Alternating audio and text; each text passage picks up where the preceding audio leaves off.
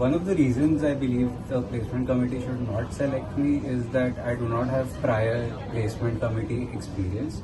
However, I bring fresh perspectives, stakeholder management skills from my previous product role, and team building skills from my time at NMIMS, where I led the sports committee. So another reason that I can think of is I tend to value depth over quick wins. So if speed is valued over depth in all scenarios, then I might not be the ideal fit.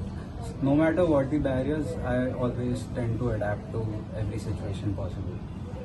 I would place myself in the top 15-20% of the batch, considering the incredible talent and diversity within IMB8. I've already built strong connections with my peers, contributed to class discussions. From day one, my goal has been to work towards being in the top 1% of the class, not just academically, but in terms of initiative, impact, and collaboration.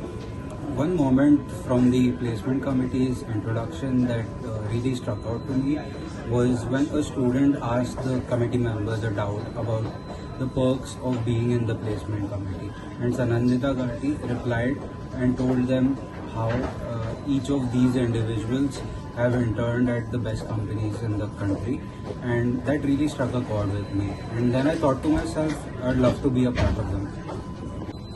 I really resonated with Aditya Yadav from the placement committee. I believe he had a very calm, composed, but confident presence during the whole presentation. He balanced professionalism with approachability. This is something I really strive for.